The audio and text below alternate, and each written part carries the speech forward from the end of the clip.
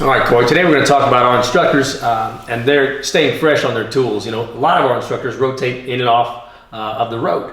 So they'll spend time at KWI, but there might be an outage pop up that they want to head to. We'll backfill them with another instructor. I think just recently Blake Hawkins was out for a stint there, maybe 2 or 3 months in a row, fresh off his tools. I think it's awesome. It again gives our students real world perspective. You know, they're not having instructors that have been in the schoolhouse or at a desk for the last 10, 15, 20 years.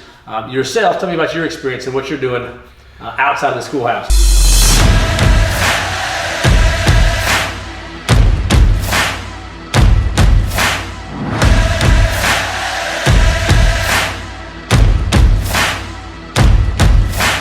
I stay fresh every day. I'm pulling anywhere from 16 to 20 hours a day usually.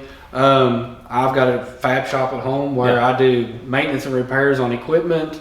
I build things for people just depending on what they want, anywhere from a smoker to a trailer.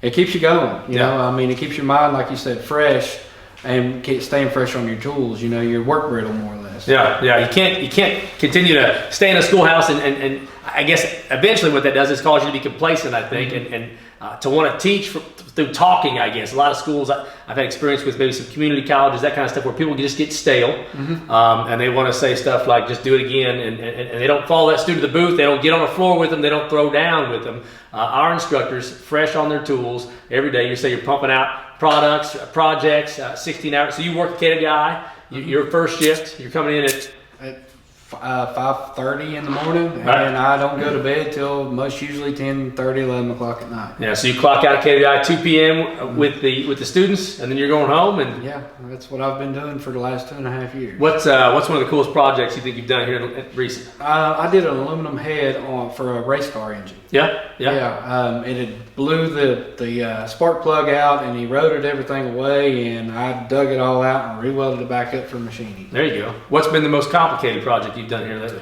Oh Lord, I'm building. I took on some jobs from a local logger where I'm cutting the kingpins and kingpin plates out of these semi-trailers, which is a bear, and putting them all back in new. I got you.